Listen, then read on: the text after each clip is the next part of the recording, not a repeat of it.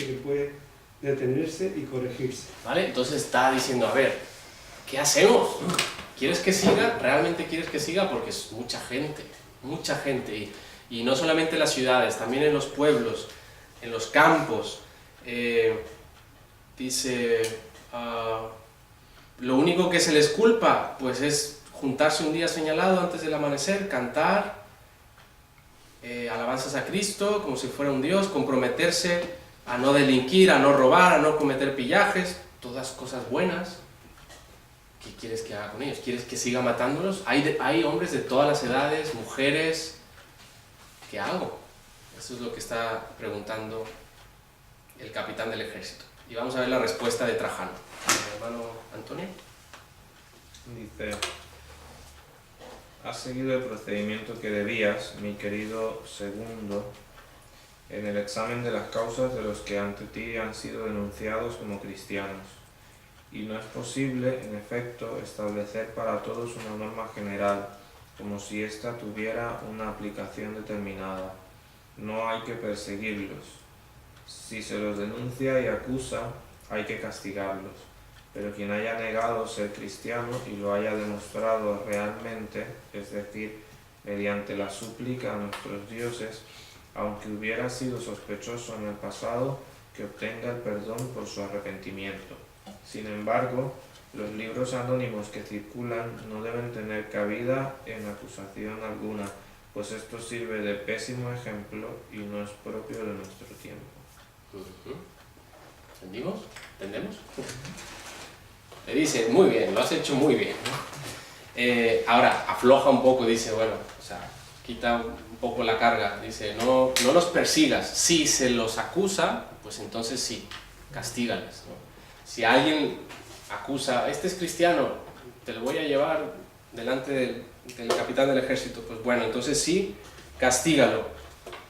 Pero y luego, si alguien ha demostrado por medio de la súplica de nuestros dioses que no es cristiano, pues libre, ¿no? Y luego dice, habla algo de los libros anónimos que circulan. Pueden ser, o bien, libros donde estaban escritos los nombres de algunos cristianos que ya habían identificado, ¿sí?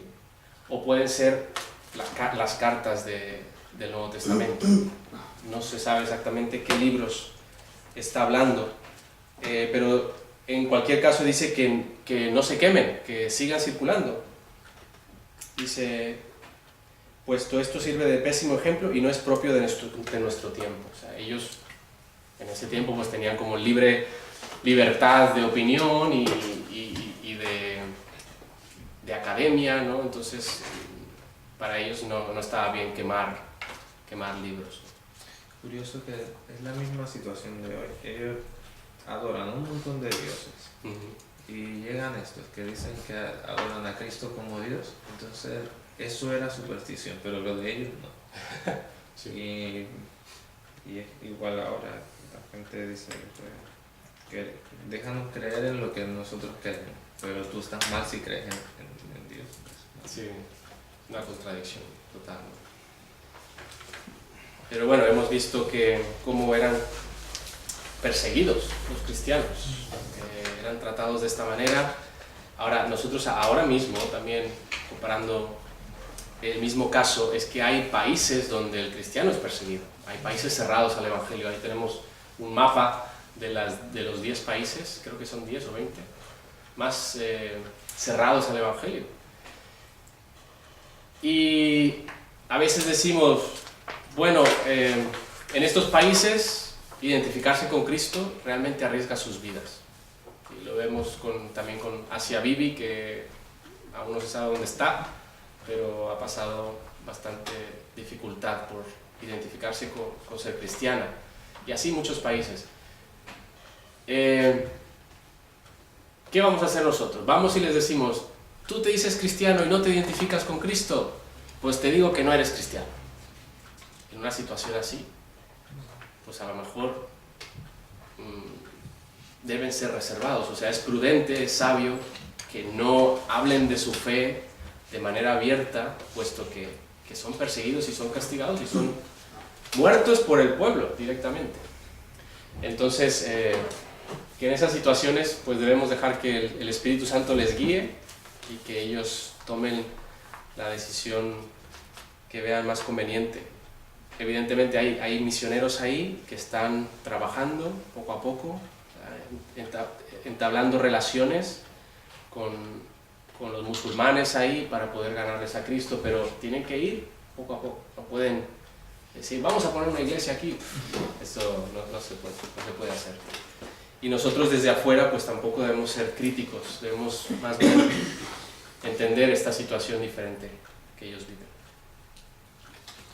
Muy bien, ahí en la siguiente página, al final de la 21, el sufrimiento era la prueba de la convicción de los cristianos. Llegó a ser tal la persecución que para ellos tú probabas que eras cristiano si eras perseguido. Sí.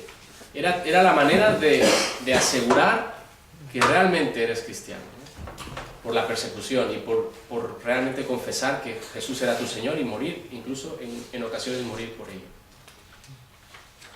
¿Qué harían los cristianos de hoy? ¿Qué haríamos si un día entran a la iglesia y dicen, a ver, los cristianos los vamos a llevar a la cárcel, a todos? ¿Quiénes son? No, si yo estaba pasando por aquí. Yo solo pasaba por aquí para preguntar una cosa y ya me voy. ¿Cómo reaccionaríamos, no? Gracias a Dios que tenemos libertad en este país y en los países donde venimos nosotros, pero hay muchos que no. Durante los primeros 3 siglos de la Iglesia, la persecución tuvo efectos purificantes. Efectos purificantes que mantenían a la Iglesia libre de la corrupción doctrinal y práctica. La verdad es que la persecución fue usada por Dios para que la Iglesia realmente se identificara los cristianos de veras, fieles, los que realmente se iban a identificar con Cristo y sabían que iban a ser perseguidos.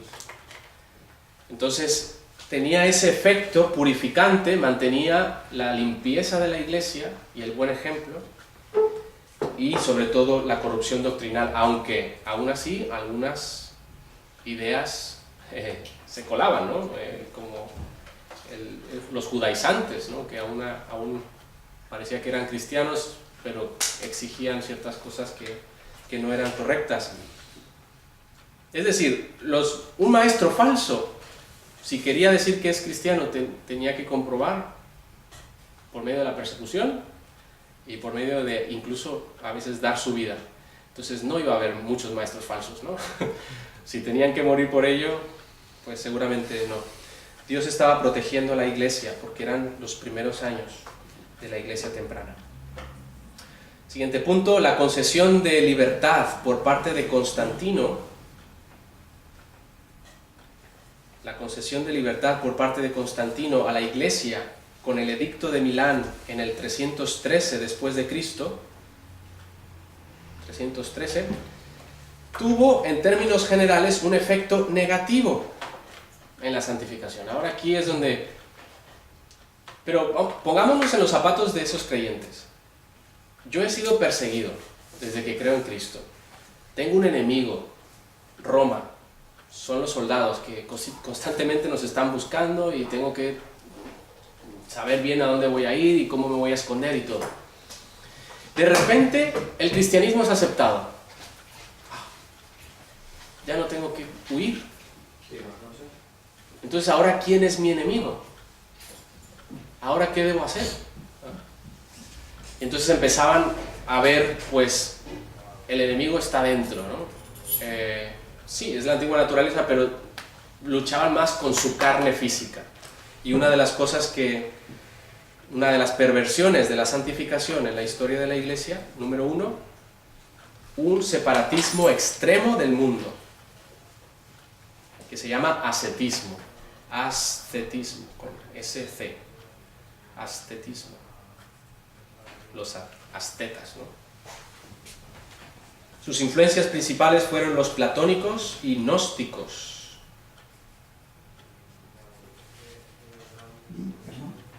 gnósticos, con G, G-N, gnósticos. El gnosticismo, todo esto. Orígenes de Alejandría, por ejemplo, fue un asceta. Orígenes de Alejandría, que también hizo cosas buenas, pero tenía esta idea de tengo que privarme, tengo que separarme totalmente del mundo, un separatismo extremo. Y ahí el último punto, el movimiento monástico es la institucionalización eclesiástica del ascetismo.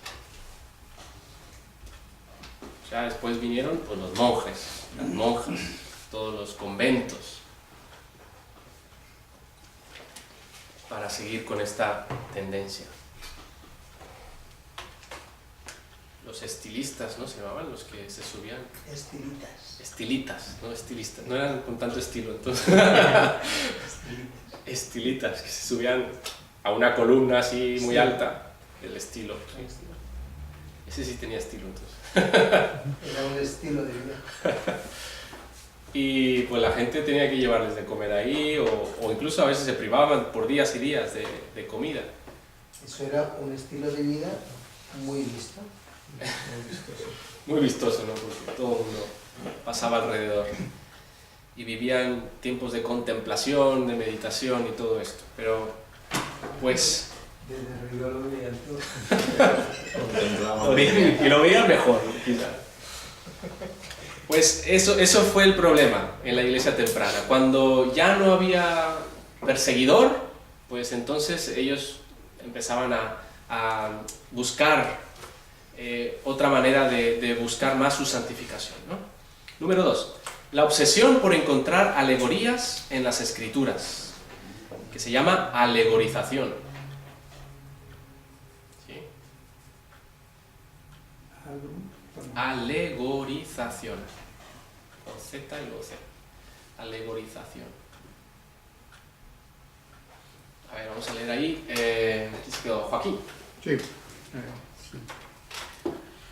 El gnosticismo enfatizaba el esoterismo místico, un conocimiento al que solo un grupo de élite podía acceder.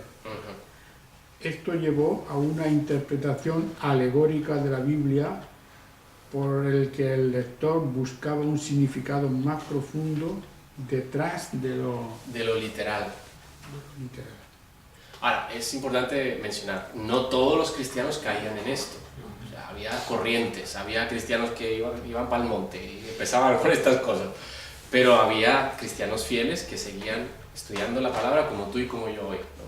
Pero queremos ver estas perversiones, ¿no? Entonces ellos, como seguían un poco y se influenciaban por los gnósticos, quienes piensan que la carne es el problema, o sea, la carne física, no la antigua naturaleza, sino la carne física, pues por eso me voy a privar de todo, ¿no? Y se iban, ese es el punto 1, se iban a monasterios, lugares apartados. Punto 2, también el gnosticismo enfatizaba el esoterismo místico, conectar con un nivel más avanzado de conocimiento.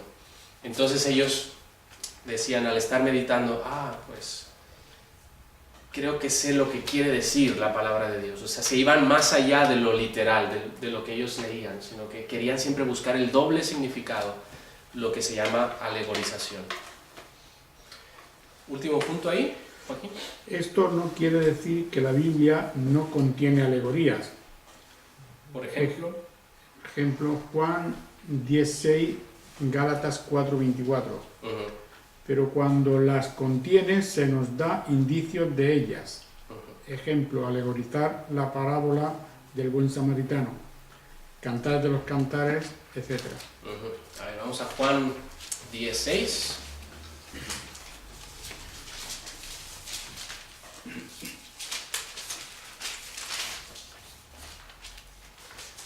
Juan 10:6. Pascal, ¿puedes leer? Esta alegoría les dijo Jesús, por ellos no entendieron que era lo que les quería decir. Ahí es la parábola del redil. Parábola, alegoría, es casi sinónimo, pero lo que quiere decir es una verdad terrenal que enseña algo espiritual. Y sí que la Biblia nos habla de alegorías, también está la de Gálatas. Gálatas 4 es más claro ahí. Pablo dice, le llama alegoría.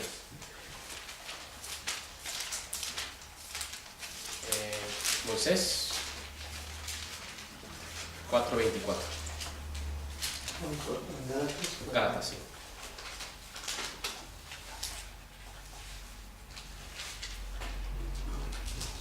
Lo cual es una alegoría, pues estas mujeres son los dos pactos. El uno proviene del monte Sinaí, el cual da hijos para esclavitud, este es Agar. Ahí nos está hablando de las dos mujeres de Abraham, la esposa Sara, la otra concubina, y cómo ellas dos y los hijos nos reflejan algo espiritual. Agar, con su hijo Ismael, nos refleja el pacto de Moisés, que está bajo la ley y que al final pues da hijos para esclavitud, porque la ley nos esclaviza a seguirla y no nos provee de una manera de obedecerla, simplemente nos dice que tenemos que obedecer. En cambio, tenemos el hijo de la promesa, que viene de Sara, Isaac, y él fue por fe. Abraham creyó en Dios y Dios le concedió a Isaac. Y ese es nuestro pacto, es el pacto de la fe. Nosotros por eso somos hijos de Abraham, porque somos iguales en su fe. Y entonces nos dice, esto es una alegoría, y nos refleja esta verdad. Entonces sí hay alegorías, pero el caso es que las personas, los creyentes entonces, se iban más para allá, se iban demasiado, alegorizaban demasiado las escrituras. Por ejemplo, la parábola del... la parábola del buen samaritano. Pues bueno, ¿qué significa el levita? ¿Qué significa el fariseo? Y luego, ¿qué significa el aceite que usó el buen samaritano? El aceite pues es la sangre de Cristo, porque es la que limpia los pecados, las heridas que había tenido esta persona. ¿Qué significa el burrito? Lo pone en el burrito o en su asno y lo lleva al mesón. ¿Qué es el mesón? Pues el mesón es la iglesia. El burrito, decía un predicador en Monterrey. Pues ese es el vehículo, ¿no? El que tú usas para llevar a las personas a la iglesia. Es irse demasiado a la alegoría, ¿no? Intentar encontrar el significado en todas las cosas. Y muchas veces Jesús mismo explica sus parábolas, no tenemos que buscar más. Él mismo nos dice qué significa. Cantar de los cantares. ¿Alguien sabe cómo alegorizaban este libro? En el pasado, la iglesia, en la historia de la iglesia. ¿Qué pensaban que significaba cantar de los cantares? Pensaban que era reservado a adultos porque la pareja que está hablando habla cosas para adultos y no para menores. Por eso que era un canto de amor de la novia a su novio. Pero sí. Después... Y la verdad es que hay algunas palabras que te sorprenden, y es como está este libro en la Biblia, ¿no? Que es algo más físico, es un amor más físico, más de pareja, ¿no? Pues, ¿alguien quiere comentar algo más? ¿Alguien sabe cómo interpretaban Cantar de los Cantares? Que era la relación entre Cristo y la iglesia. En su momento, pues antes pensaban que era Israel y Dios, ¿no? Israel y Dios, que era un ejemplo, una alegoría de la relación de Dios con Israel. Y luego cuando vino la iglesia, pues los cristianos dijeron, bueno, pues no, es Cristo con la iglesia, la esposa, y Cristo es el esposo. Pero realmente eso es alegorizar demasiado, porque realmente lo que tenemos ahí es un canto, un poema de la relación única de un hombre con una mujer. Y Salomón está viendo esa relación y está escribiendo y exaltando la fidelidad que había entre la sulamita y este pastor. Y envidiándolo porque él tenía muchas mujeres, pero no tenía una, como ellos estaban tan unidos en ese amor. Entonces, no hay que alegorizar de más, ni libros enteros, ni porciones de la palabra de Dios. ¿Vale? Un problema que surgió. Número 3. Integración con lo divino. Divinización. Divinización.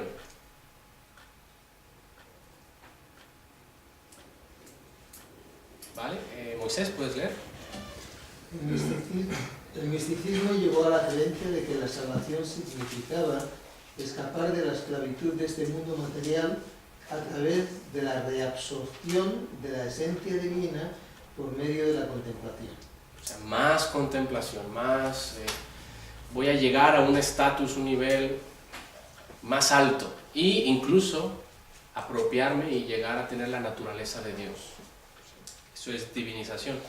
Esta idea, bueno, continúa ahí. Esta idea se desarrolló en lo que se conoce como Theosis, con TH, de Theos, de Dios. Theosis. ¿Sí? una doctrina que enseña que el creyente llega a tener la naturaleza divina aquí en la tierra, según 2 de Pedro 2, 1:4.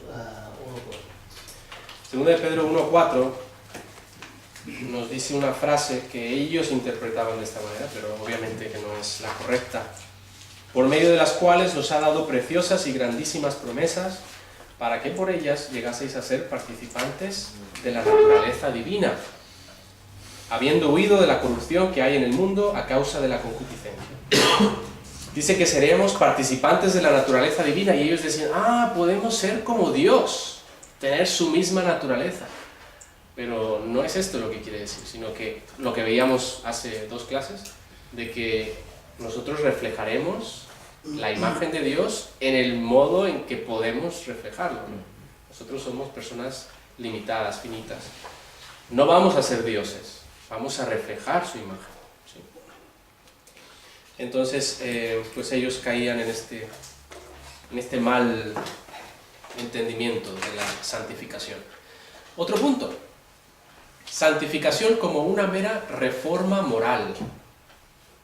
Como una mera reforma moral. Las enseñanzas de Pelagio. Vamos a ver a este monje británico. Ahí, Darío Pérez, por favor. Pelagio fue un monje británico, 419 después de Cristo, que negaba que el pecado de Adán fuese imputado al ser humano. Según él, todos nacemos tan inocentes como Adán antes de la caída, en completo libre albedrío, pero completo libre albedrío, o sea, no tenemos esa inclinación hacia el mal, dice él, no, somos como Adán en Edén, podemos elegir lo bueno y lo malo. Pues no sé si tendría hijos muy buenos o si tendría hijos, para empezar, ¿no? Ese es el problema, pero con un hijo te das cuenta que los primeros años y ya empieza a pensar en desobedecer, en hacer lo malo, en no seguir lo que es correcto. Continúa, por favor. una característica importante del pelagianismo es que cree que Dios no requiere del hombre lo que le es imposible lograr. El pelagianismo enseña que la santificación es una mera reforma moral, una mera reforma moral. Bueno, como pusimos antes, ¿no? Una mera reforma moral a medida en que el creyente imita a Cristo como su máximo ejemplo moral. O sea, para Pelagio, Cristo simplemente vino a darnos enseñanzas morales, cómo mejorar nuestra moralidad, lo que es bueno, intentar ser buenos, dejar de ser malos, y Cristo simplemente es eso. Entonces es un ejemplo a seguir, y ya está. Y no es nuestro Salvador, no es quien murió en la cruz por el pecado del mundo. ¿Sí? Entonces, no sé hasta qué grado él creía en que Cristo haya padecido por el pecado, pero bueno, en sí que se resume todo en que es simplemente algo moral. El cristianismo es una reforma moral, ¿sí? Para él. Muy bien, continuamos. Número 5, y ya vamos a terminar. Combinar la justificación con la santificación, acordémonos que son cosas distintas, ¿verdad? Pero combinar la justificación con la santificación de manera que sean indistinguibles. San Agustín de Hipona veía la justificación como el proceso por el que Dios hace justo al creyente, y no la declaración del creyente como justo. A ver si entendemos esto. Para él, la justificación era el proceso. Y nosotros que hemos dicho que es la santificación el proceso. La justificación, una vez que crees por fe en Cristo, eres justificado y mantienes esa justicia hasta que estés en la gloria. Pero la santificación es la que estamos trabajando en ello, ¿no? Pues él lo veía al revés, veía que la justificación tiene que mantenerse. Tienes que, cada día, mantener, siendo justo, ganándote un poco el estar en ese estatus delante de Dios, como justo. Esta creencia preparó el camino para el romanismo, o sea, los ritos católicos. Ahora, también tenemos muchas cosas que agradecer de San Agustín de Hipona, pero el entendimiento de él de la justificación y la santificación no era lo más claro, no lo tenía bien, digamos. Cada vez que difuminamos la línea entre estas dos doctrinas, terminamos en un desastre teológico. Porque claro, si yo tengo que mantenerme esforzándome para ser justo, el día que no lo soy, el día que estoy en pecado, he perdido la salvación. Y por eso ahí tenemos muchas iglesias que enseñan que la salvación se pierde. Las asambleas de Dios, por ejemplo, enseñan la gran mayoría que la salvación se pierde. Y si es el proceso, entonces puede ser que nunca llegue a ser justo y solo Dios al final sabe si lo logré. Exacto. Y ahí sabemos de muchas corrientes de iglesia, como los testigos de Jehová, que son así. Bueno, yo no sé, ¿vas a ser salvo? No lo sé, pero ya Dios ya dirá. Pues igual los católicos así también lo tienen, ¿no? Pues hay que tener cuidado con esas cosas. Muy bien, vamos a explicar la tarea 7 y ya terminamos tempranito. Hermano Camilo, ¿puedes leer? Lee el siguiente párrafo que presenta estadísticas sobre cristianos nacidos de nuevo. ¿Cuál crees que sea el problema? ¿Un concepto erróneo de la justificación o de la santificación? ¿Por qué? Argumenta tu respuesta en un párrafo de 6 a 10 líneas usando citas bíblicas. Vale. Nacidos de nuevo, entre comillas. Lee el siguiente párrafo que representa estadísticas sobre cristianos nacidos de nuevo, ¿no? Vamos a leer. Dice: aproximadamente un tercio de los adultos estadounidenses dicen que han tenido una experiencia de nuevo nacimiento. Un tercio. Y la cifra se ha mantenido constante durante varios años. Sin embargo, las encuestas encuentran poca diferencia al comparar el comportamiento de estos cristianos nacidos de nuevo antes y después de sus experiencias de conversión. De hecho, estas encuestas indican que en 3 categorías principales: el uso de las drogas ilegales,